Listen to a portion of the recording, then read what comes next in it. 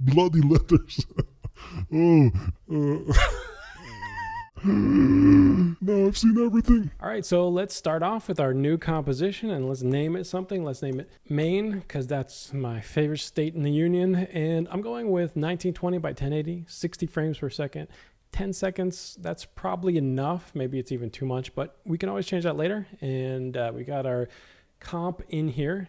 And what I'm going to do now is put some text in here. So let's get some text. Let's call it blood type, because everybody loves wordplay. I'm going to go to align, click on center, maybe move it down a tiny bit. So now we've got text, and what I like to do with my text right away is pre-compose it. So I'm going to right click on it, find my pre-compose, which is conveniently all the way at the bottom of this list here. I'm going to call this something that I could remember, edit text. So I could remember this is where I go to edit my text later. The only really thing I want to do in here is I'm in my main comp. Let me dive into our pre-comp here that just has our text layer on it. So this is a bold font with some rounded edges, but it's got some sharp corners too that I don't want for this effect. So what I'm going to do is add an effect called roughen edges. Rough is enough, and then you drop that on there. Now I don't want this distortion around these edges, so we're going to take the fractal influence, set that to 0, and I'm going to go to border, set that to, well, 8 is probably good enough for this one. You might want a little bit more, a little bit less, but if I turn this off, you could see this is cleaning up some of these sharp corners here. Another thing that is actually really helpful is these are two separate letters. It's not a ligature or anything fancy like that, but if I turn this on, you'll see it'll blend separate letters together that are overlapping, which will come in handy later on. So that's all I need to do here. I'll jump back into my main comp and I'll actually just close this one for clarity. Now what I want to do is add some distortion. Turbulent Displace. So turbo is all you really need to type, and then drop that turbo on there. Now I want two different versions of this. So I'm going to make the first layer something really small, subtle. And let's see just how is this moving. That might be okay, but I really need to put some animation in here. So I'm going to hold on Option or Alt for you PC people, and Option, click on the offset. Now this is two values here. So what I like to do is do an open and close bracket and then left arrow to get in between those. The X value is first, comma, Y value. So X is 0. Y will do time times 200. Time times 200 is our Y amount. Yeah, this is very subtle. It's even almost impossible to see. Let's try 500. See what that does. Okay, so I think we're good here. We're getting some slight undulation. That's all I was really looking for. So I'm going to twirl this one up. Actually, I'm going to rename it too. So I'm going to select it, press return. I'm going to call this one edit text. Let's say displace small, and that will be duplicated. So select this layer, Command D, and let's hit return. Let's call this LG. Now we just click on it. We have the same displace because we copied everything, but this one I want to make this really LG. So let's go and bring the amount. So this is looking kind of ridiculous, but let's take the size down, and that's starting to look better. Let's give this a play just to see how this looks. That's a bit fast, but you can see we're starting to get something that looks like drips coming down the side, and that's what I'm going for. But let's change that expression on our offset. So select the layer, press U twice, very fast, and let's take this from 500, which we put in before. Let's make it 200. See how that looks. See if we like it. I think that's pretty good. One thing that I don't like though is you'll see like on the B here, this little blob coming down, this drip, it's pretty uniform. So I'm going to break that up, holding on Option and clicking on Evolution and typing in an expression here. This is only one value, so we can just type time asterisk for multiply by 100. Let's see if that does anything. So click. in an empty spot. Be careful, don't click on here because you might accidentally delete this expression if you click on it and make changes. And I'm just looking at that little bead here coming down, and it doesn't look like it's changing much. So let's try 300. Now this looks like it's changing too much. All right, so if we split it, let's do like maybe even less than splitting it, something like that. I just want to see it. I want to see those little things, beads coming down, drips coming down, but I want them to be changing just a slight amount. I think that'll do it. Let's take a look at the overall shape. So it's kind of interesting. We have like some little parts on top that are kind of bubbling up, and then some parts down the side that are dripping. But the good thing is, because we have this layer behind it, we keep the basic shape. Otherwise, it would look like this, and it would just be too distorted. But we have this back layer with only a slight amount of distortion, and that gives us a nice combined effect. Now I want to do a little bit of 3Dification. It's a technical term. So I'm going to take these two layers and compose them, pre-compose them actually. So before you compose, you got to pre-compose. And let's call this distort text, hit OK. Now the two have become one. We're going to do a few different effects here. So this first one is going to be a blur. So we're going to do this fast. Let's call this fast box blur and drop this on here and bring this up. And there, that was fast. So the goal is to not blur it so much where we don't see the white. And if I bring this over here, like once everything starts to get mushy and gray, you know you've gone too far. But you can always go back later on, so don't sweat it. The next thing is I want to get my edge back. So turn this back on. I'm going to do a set matte, set MA, set ma, and then you got your set matte there. Drop it on. And now we've got our edge, and we got a little bit of a darkening border. So that's pretty nice. And like I said, you could always go back and change it. And if you got something like this, you know you've gone too far. Somewhere in this area is probably good, but there's not much contrast there. So let's get some contrast, and we'll do it with curves. So drop curves on the layer. And what I'm going to do is go to, well, first of all, let's talk about something. Click on my transparency icon there, and we zoom in here.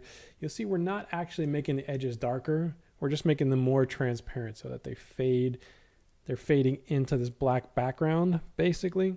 So what I need to do for contrast is skip right down here in my curves to alpha. And I'm going to bring it down. Now we've got something. And if we want, I could add another one in here and bring this part up, and we'll start to get a rim lighting effect. If that's your thing, go with that. If not, you could live without it. So this is pretty good. If I want, I could make it a little bit darker. But one thing you'll start to see is pixelation, and nobody likes pixelation. And I'll just fix that by, I'll collapse the curves. I'll drag my set matte below the curves, and that cleans that up nicely. So the next thing I'll do is a little bit more variation in here, and I'll do that with a vector blur. So CC Vec, and we got CC Vector Blur. We'll drop that on, and there's a few options here. You could definitely mess around with things. You'll also notice our matte is above, so probably gonna fix that. And I'm gonna set this to direction fading, and I'm gonna bring this up here. And I can see, yeah, we're going out of bounds here. We're coloring outside the lines. Your elementary teacher would hate you if she saw this. Bring the vector blur above the matte, and we got our matte back. We've got kind of an interesting look. If you like this balloony look, you can go with that, but this will give us more of a kind of indentation. And I could go in and mess with these settings. I think it's pretty good as it is. And map softness. Yeah, I think I'll bring that down. That's kind of getting an interesting look around the edges. We'll just give this a quick play to see, does this look better or worse than before? Well, it was just flat before, so I definitely think this looks better. And I just wanted to play it to see, does this feel like it has a, has a fluid look to it? And yeah, so we are starting with that fluid look, but we got to remember, turn this transparency back off. this is something that would only look good on a black background, and we don't want that. So let's turn this back to black. I'll select this layer and just do a Command D, one layer behind, and we could turn off all these effects, just delete them. And now it looks completely white because we just have this layer and we're seeing the whiteness. And if we turn this, we're seeing the white through the transparency. So let's give this a color, drop a fill on here, and we could stick with this red, or I could go to the black here, or maybe just like a dark red if I want just a darker color with some red tint in it. Now we've got our transparent layer. This is our red layer, and this is our transparent layer on top of that. And yeah, so we're starting to get depth in here. And then the next thing we want to do is add a little bit of a texture. So the fractal noise will be our best friend for this next part. And I'm going to go to right click down here, go to new solid, and let's make this color, doesn't really matter for this part. We'll make it our comp size, and we'll call this blood texture. And let's put that fractal noise in here. So fractal noise, there's a few different ones, fractal in it, but we want this fractal noise here. We'll drop it in. Now we have to deal with a plethora, word of the day calendar, plethora of settings. So what I want to do is I'm going to set this from basic to smeary, or is it schmeary? Let's set this soft linear. Maybe we'll make it linear, start messing around with contrast, take some of the brightness down, scale. Let's look at transform, scale. Maybe we'll bring this up a little bit. This is something that we're going to be dealing with. So let's just put it in there now, offset turbulence, and I'll hold down Option. Again, this is a 2-value effect. Open bracket, close bracket, left arrow to go in between them. We want 0 for the X. So 0, comma, time, asterisk 300. See if that works. It's good. Maybe a tiny bit fast. 200. Let's try that. Okay, let's stick with that for now. Look at complexity. Is this more complex than we need? Possibly. Let's bring that down a bit. See what else. Sub settings. We're going to get a lot of details in here to mess around with. Let's bring this up maybe. And scaling. Let's increase that. And we have the sub offset. So let's add an expression here. Option, click that stopwatch. I could actually just grab this one here and do a Command C, and I'll try this again. So Option, click sub offset, and now paste that. These are smaller details, so let's have them move at a faster speed. You know what, maybe that's too fast. Let's go back to the original. Instead of making this faster, we might have wanted to make this one slower. Let's set this to 100.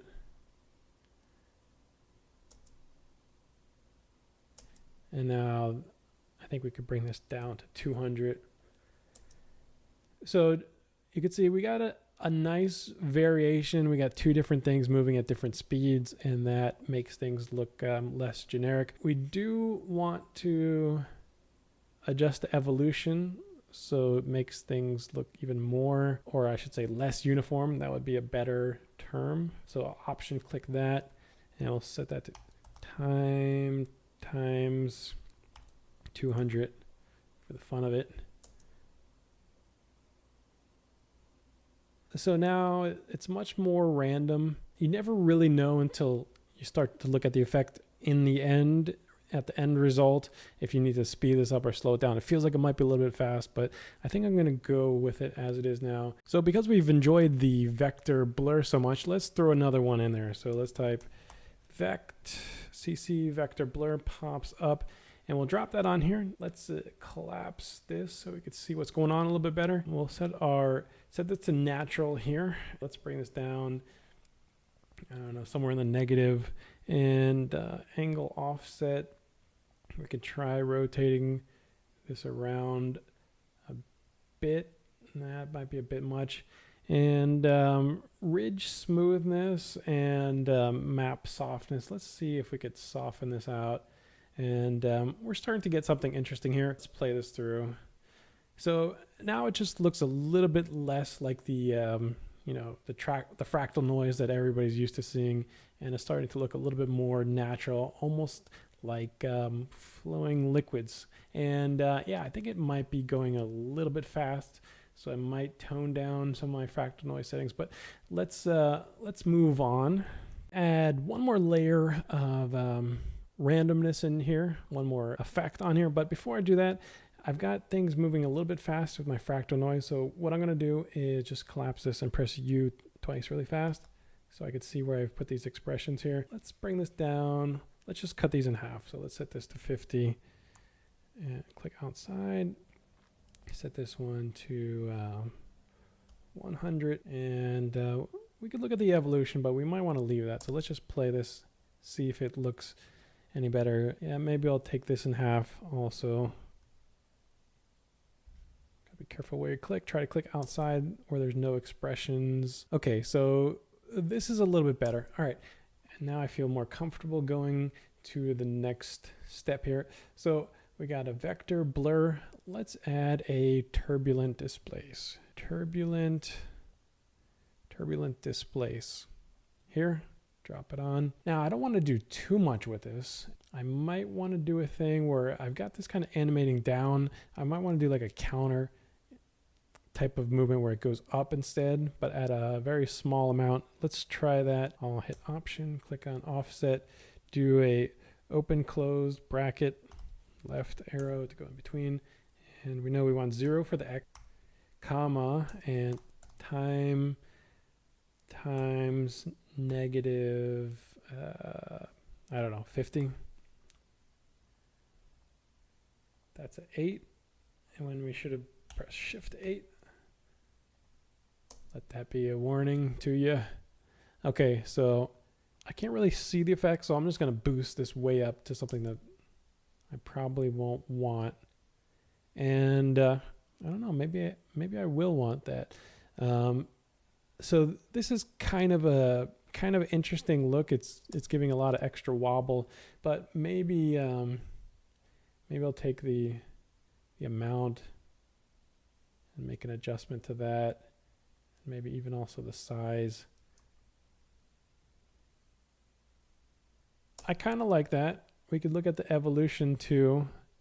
The evolution, maybe we'll add a wiggle to this one. So I'll hit option, click on this one.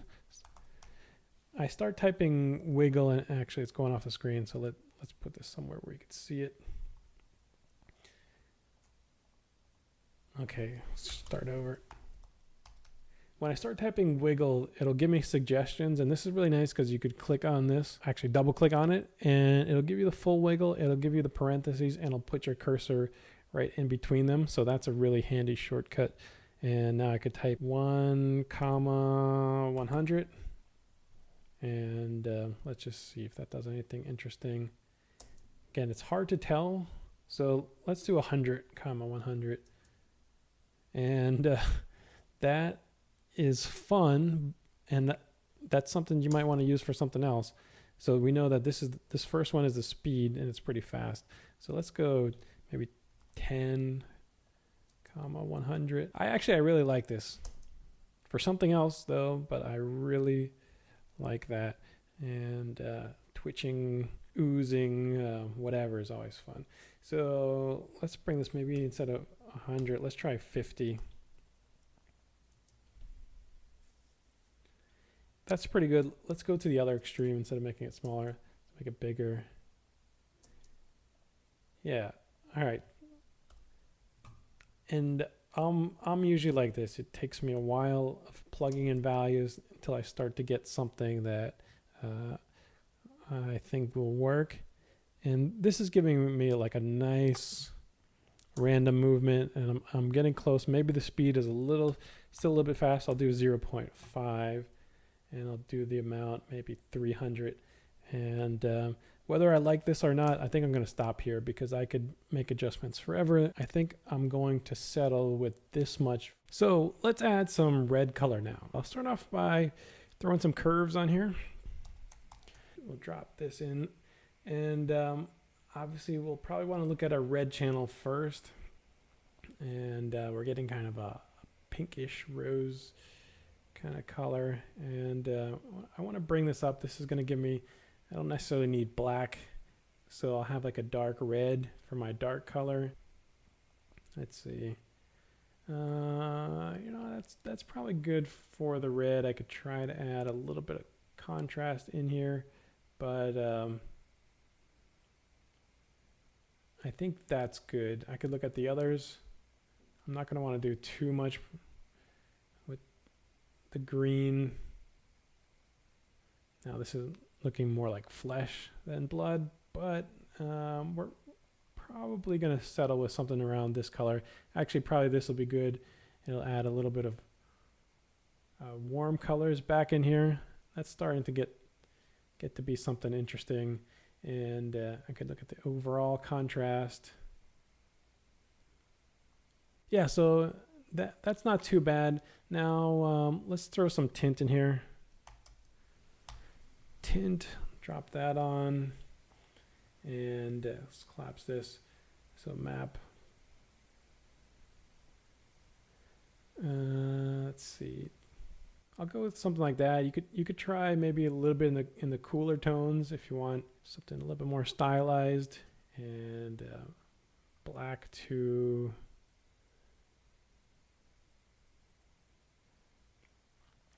And you could also try throwing in some different colors, like if we're going for the cooler look, like everybody wants to be the cool kid on the block. So we might add a little bit of a purple in the shadows. We just tone that to however much we want. If we want a little bit, if we want at 100% or somewhere in between, I'll just bring it to maybe around 85%. We've just got from this to something that's colored. To get this animated texture onto our letters, what we need to do is borrow something from this layer here. So I'm going to scroll down, and I got this set matte. I'm going to do a Command C, select this layer, do a Command V, and we've got that matte. It's set to the correct layer here, and we've got our outline. Now we need to take a look at blend modes. So you could press Shift and plus or minus to scroll through these, but I think I want to do hard light, and this is maybe a little too contrasty. There's a few different things we could do. We could go back into the blood texture. We could go to the fractal noise.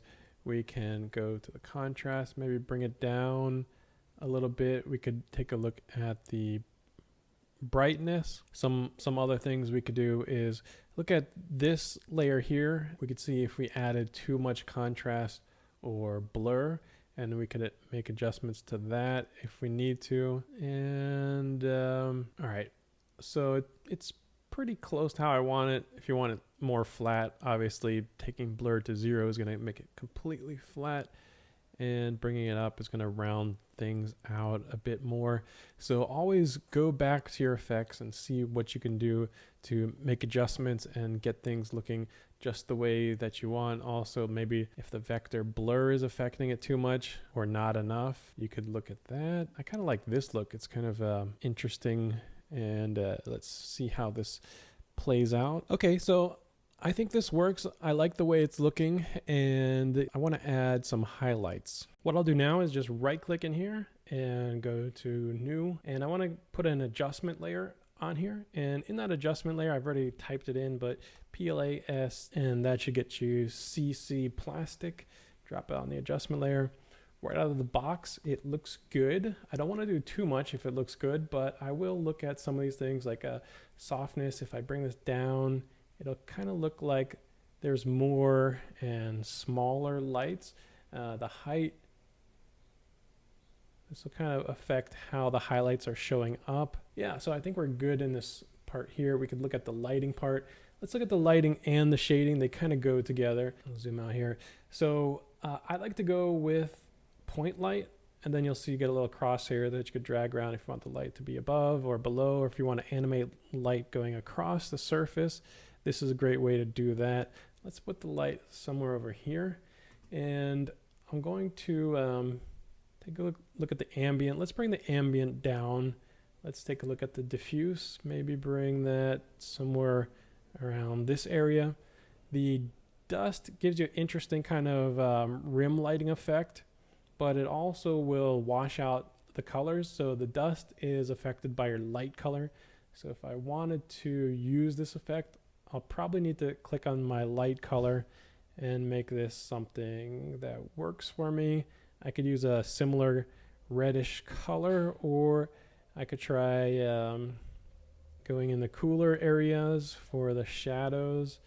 Something like that could work. And yeah, so now the dust can be used a little bit more effectively. And so specular, that's kind of the heart of this effect. So we probably want specular, if not at 100% close to it. And this is going to give us a shiny type of blood. If you want that, that's good. If I want it less shiny, I could bring this roughness value up. Got to be careful, it blows it out pretty quickly. But if I do that, I could also bring the specular down, and now I have a little bit more of a matte look. I kind of like the shiny look. It's maybe not necessarily realistic, but it's a little bit more dramatic, and I'm going to go with that. So you have your options there. This metal will kind of take some of that red out of the highlights. So you could use the metal if you want. Might use a little bit, kind of 42%, so somewhere in the middle. Let's take a look at this in a render. Okay, so here's our effect, and obviously it's not realistic blood, but it's a nice stylized look, and it almost feels like it's pulsing or being pumped through something like a heart. It's got that undulating, not quite smooth pumping blood look, which is what you would want, I guess, for blood. So we've created the look. I could still go back in and make adjustments to any of my effects to see if I could get something better. But the last thing I would do would be to create a transition for this coming on screen. Now that our text is all dressed up, we gotta take it out somewhere. I'm gonna animate it coming from the top of the screen down, and I wanna get a dripping type of effect. The first thing I need to do is jump into my edit text comp because I want to animate the tracking. So let's expand our text layer, and then we find this little animate with the arrow icon, and we go to tracking. It's pretty simple tracking. Let's give it about 2 seconds to get to this tracking here, and I'll hit a keyframe. I will let's press F9 here, do easy ease, and we'll go to the beginning, maybe even a little bit before. And I'm going to take my tracking and go bring this into the negative, so it's all kind of one letter on top of each other. I don't want to go into the point where it's flipping backwards. Now it's dulbeept, something like that will work. All right, so we also want to just see the speed of this. Yeah, so I want a lot more ease in here. I could go to the graph editor, or I could do a little trick. Right click on here, and it's going off the screen, of course. Right click on here, keyframe velocity, and then this window comes up. This is the ease in. I'm gonna set this to 100%. Let's bring this down. Okay, so we got a little bit more of an ease in now, and I'm okay with that. So the next thing I want to do is animate it coming from the top down. The line spacing is also something we want to look at. So let's go in here and see if we could find something. Line spacing, that should do it. Then we have this line spacing down here. I'll set this to something similar. I'll hit my stopwatch, F9 it, and go over here and adjust this line spacing, something like that. And I'll do the same thing. I'll right click on here, go to keyframe velocity, and just bring the ease in to 100%, and that should hopefully match up pretty well. Okay, so it's gonna look weird if we just leave it like that. So let's select it, select the layer, press P for position, right click, separate dimensions, and keyframe the Y only. So click off it so you just have the Y selected. And I'll go to the beginning, make sure it's completely off screen, but just off screen, so that'll work. And this keyframe, I will press F9, I'll right click, go to keyframe velocity and set the ease in to 100%. And if I need to be more specific, I could go into the graph editor, but I'm okay with that. And I think I want to go to the tracking, and I want a little bit of ease out here. So this time let's go into the graph editor, because this will give us more control and visibility. Yeah, there's a tiny ease out. I want some more ease out. And then with that being the case, we might need some less ease in to this final keyframe. And all right, so maybe something like, okay, could be too much.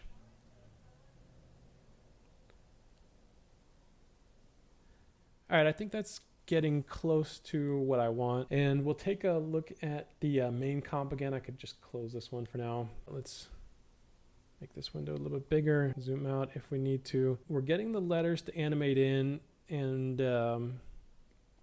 it just looks a little too static, too generic. Let's just see how it looks.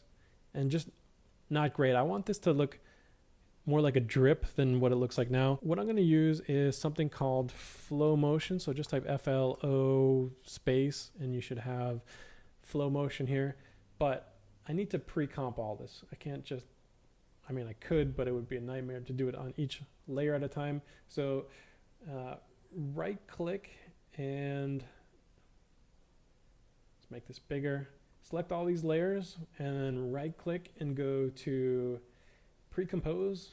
We'll call this flow mo. Well, because I put a capital O, now I have flow Missouri, but it works. I'll go with that, hit OK. This is a weird effect and I've never found much use for it, but it actually comes in handy here. So we'll drop that onto our comp and we'll make it a little bit bigger. So this gives you two of these little things here, Crosshairs Selector. I'll just move them over here. Maybe one here, one here. Okay, so what they do is if you increase the amount, it'll suck your layer into that point. You don't want to go too far because then you get this weird, well, you'll just go back to the 90s basically if you use that effect. And you could also push it the other way, but I want this kind of look. And these are just basically exactly the same. If I move this one up, I'll get that effect. So I want to start with maybe something like this. Maybe I'll put one in the middle, this one over here, kind of in between these two letters. I think that'll work. I just need to keyframe these. So let's start off with it at these full amounts. Keyframe that, actually not that, keyframe amount 1, amount 2, and then once it's fully down somewhere around here, we want this to be at 0. So let's set these to 0 now, here and here. And I'll press U to reveal my keyframes and F9 to do easy ease. And let's just see what we get here. Not exactly what I want. I think my timing is a little bit off. So I'm going to give these a little bit more time in this stretched out position by putting this back further. And let's give this a render. So starting to look a little bit better, but I want it to have a little bit more pulling up here. What I'm going to do is I want to increase the values here, but I want to look at it at this point in time. So what I'm going to do for that is I'll select both of these. I'll go into the graph editor and we can make this a little bit smaller. I want to make sure I see the top here. And I'll hit this button to frame these up. So option scroll wheel to zoom horizontally. And I'll grab both of these and actually command scroll wheel to zoom vertically so I could see more room here. So I'll bring this up higher. Yeah, so this looks good. And I'm just doing it in the graph editor because like I said, I want to look at how it looks at this point in time, but I want to edit this keyframe over here. And that's the best way that I know how to do that. So this is working pretty good. I could try and make some more adjustments here, maybe put it out further, give it a little bit more ease, see if I could. And this is something I'm looking for here. See how this part is kind of stuck to the top? If I could get more of that, I'll be happy. That's going to make it feel more like an actual drip. So maybe this handle needs to come out. All right, so that's pretty close, I think, to how I want it. Let's just give this one last playthrough. This one in the middle might be a little extreme, but you kind of get the idea of how to fiddle around with that. I could also think about maybe a little ease out on these. Yeah, that's maybe a little bit much for the middle one. Let's take a look at lowering its value overall a little bit. Okay, yeah, that's working pretty good. So we've got it kind of, it's on half. It's not really on the left half. So I'm just gonna select this flow motion, press Command D, and I'm gonna move it. I'll click this crosshair, maybe move this one over here. Click this crosshair, move this one over here, something like that. And yeah, so that's pretty much how it works. And again, this might be needing to be toned down. I'll just move it up a little bit so it has hopefully less effect on the overall look. Yeah, I would continue to refine these further, but you should probably have a good idea of how you could do this at this point in time, and we'll take one last look and see what we get. That is pretty much the effect. I mean, that's the complete effect. Now you could do some stuff like put some warp on here to make this look more like a drop of blood instead of this kind of hangy, sticky thing. But everybody's probably ready for a nap or a sandwich or both by now. So this is how you create this blood text effect. And don't forget, before we leave, that this is still procedural. Everything is editable. So if we jump back into our edit text layer, which is this one that's highlighted right in front of my face, that's why I couldn't find it. So maybe you want to do something called blood ties. Easily updatable, flexible. I can change the font, all that stuff. So enjoy.